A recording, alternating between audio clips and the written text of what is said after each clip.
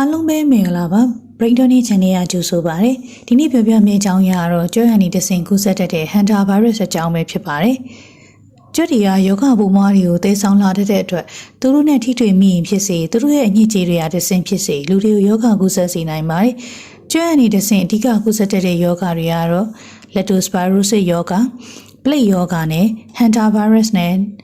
Rabbit Fever တို့ပဲဖြစ်ပါတယ်။အဲ့ဒီမှာအခုနာမည်ကြီးနေတဲ့ Hunter Virus အကြောင်းကိုဆက်လက်ရှင်းပြပေးသွားပါမယ်။ Hunter Virus ဆိုတာကြွက်ကနေတဆင်ကူးစက်ပြီးအဆုတ်ကိုပြင်းထန်စွာပျက်စီးစေတဲ့ယောဂတစ်မျိုးဖြစ်ပါတယ်။ဒါဆိုရင် Hunter Virus ကဘယ်လိုကူးစက်တတ်ပါသလဲ။၃မျိုးဖြစ်နိုင်ပါတယ်။ပထမတစ်ချက်ကတော့လေထဲကနေတဆင်ရှူမိခြင်းဖြစ်ပါတယ်။ Airborne transmission ပါ။ဒါကတော့ဖြစ်များဆုံးပါ။ကြွက်ရဲ့စီးမစင်နဲ့တတွေးတွေခြောက်သွေ့သွားတဲ့အခါ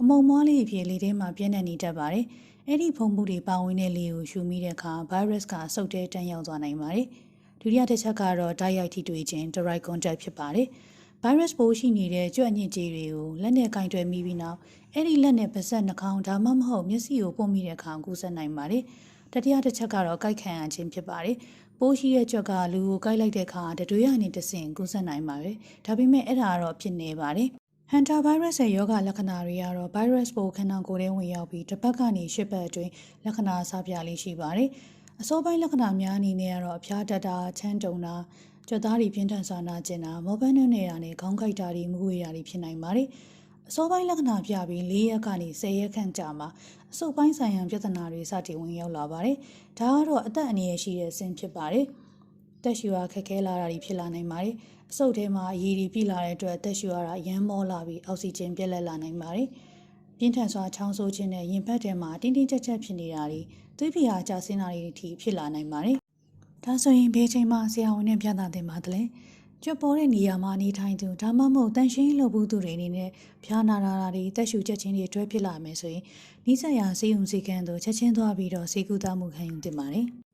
Hunter Virus တွေ prevention ကောက်ခွဲခြင်းပိုင်းဟာလွန်ရေးကြီးပါတယ်။အဓိကကတော့လူနေအိမ်ထဲကိုကြွက်မဝင်အောင်တားဆီးခြင်းနဲ့ရှိနေတဲ့ကြွက်အညစ်အကြေးတွေကိုဘေးကင်းစွာတန်ရှင်းလုပ်ခြင်းပဲဖြစ်ပါတယ်။ကြွက်တွေအိမ်ထဲမဝင်လာအောင်ပတ်ဝန်းကျင်ကိုပြင်ဆင်ရပါမယ်။အကျွေးစိတ်တစ်စီးစာလောက်ရှိတဲ့အပေါက်လေးတွေတောင်ကြွက်တွေဝင်လာနိုင်ပါတယ်။ဒါကြောင့်တန်ရင်အကြောင်ပိုက်လိုင်းဝင်ထွက်နေရတွေကိုတန်းစကားခံပြီးဘီလက်မြေနဲ့ပိတ်ပါ။အိမ်သားကခြုံတွေတွေမျက်ရှည်တွေကိုလည်းခုတ်ထွင်ပါ။ကြွက်ခိုအောင်နိုင်တဲ့ပစ္စည်းဟောင်းပုံတွေကိုလည်းရှင်းလင်းစွပ်ပစ်ပါ။အစားအစာနဲ့ညစ်ကြေးစီမံခန့်ခွဲခြင်းအားလည်းရည်ကြီးပါတယ်။အစားအစာအလုံးဖုံးပါသောဘူးတွေပုံးတွေထဲမှာစနစ်တကျထည့်ထားပါ။အိမ်မွေးတိရစ္ဆာန်အစာတွေကိုလည်းညဘက်မှာပြင်မထားပါနဲ့။အကျွင်းကြံတွေကိုလည်းချက်ချင်းရှင်းပါ။မိုက်ပုံးတွေမှာလည်းကြွက်တွေမအုံနိုင်အောင်အမိုက်တွေကိုစနစ်တကျဆွန့်ပစ်ပါ။နောက်ဆုံးတစ်ချက်ကတော့ဘေးကင်းစွာတန်ရှင်းလုပ်နည်းပဲဖြစ်ပါတယ်။ဒါအလုံးရေးကြီးပါတယ်။ကြွက်ရှိနိုင်တဲ့အခန်းဥပမာကိုတောင်တွေကိုတန်ရှင်းမလုပ်ခင်တကားတွေအကုန်ဖွင့်ပြီးမိနစ်30ခန့်လေဝင်လေထွက်ရင်ရအောင်လုပ်ပါကြွက်ချီးတွေကိုတမျက်စီးနဲ့လဲတာဖုံ30နဲ့စုပ်တာတွေလုံးဝမလုပ်ရပါဘူးအပုံမွားတွေလေထဲပြန်ပြီးရှူမိရာနေပိုးကူးစက်နိုင်လို့ပါကြွက်ချီးသားမဟုတ်ကြွက်တွေကိုတွေ့ရင်ပိုးသက်စီလေးနဲ့ရင်ဖြန်းပါပြီးရင်9မိနစ်ခန့်ထားပါပြီးမှတော့လက်အိတ်စွပ်ကတစ်ခါ30ခုသို့မဟုတ်အဝတ်စားနဲ့ကြစ်ပါအောင်ကောက်ယူပြီးအိတ်ထဲထဲကဆွန့်ပစ်ပါတန်ရှင်းလုံနေစဉ်မှာလက်အိတ်နဲ့နှာခေါင်းစည်းတွေကိုမပြတ်မကွက်တက်ဆင်ရပါမယ်။တန်ရှင်းလုပ်ပြီးတိုင်းလဲလက်အိတ်ချုပ်ပြီးလက်ကိုစပြားနဲ့စတစ်တကြပြန်ဆေးပါ။ဆေးဖို့သတိရတတ်ကြပြီမဲ့အေးဘူးတွေကိုမတောက်ခင်တိတ်ချစွာဆေးကြောဖို့သတိမထားမိတတ်ကြပါဘူး။ကိုယ်တော်တွေဒါမှမဟုတ်ဆိုင်တွေမှာတင်းစိထားတဲ့အေးဘူးတွေရဲ့အပေါ်မျက်နှာပြင်မှာကြွက်ချီဒါမှမဟုတ်ကြွက်စီးတွေကင်းနေတတ်ပါတယ်။ Hunter Virus အပါအဝင်ကြွက်မှကူးစက်တတ်တဲ့ရောဂါတွေကိုကာကွယ်နိုင်ဖို့အတွက်အချက်နှစ်ချက်ကိုဂရုစိုက်လိုက်နာသင့်ပါတယ်။အေးဘူးဒါမှမဟုတ်စီးသူ့ဘုံကိုဝဲပြီးချင်းဖုံးမဖွင့်ခင်မှာအဆက်ပြားနဲ့ရေသုံးပြီးအပေါ်မျက်နှာပြင်ကိုစင်ကြယ်အောင်ဆေးကြောတင်ပါတယ်ပြီးမှတ िश ူးဒါမှမဟုတ်တန်ရှင်းတဲ့အဝတ်နဲ့ချအောင်တုပ်ပါ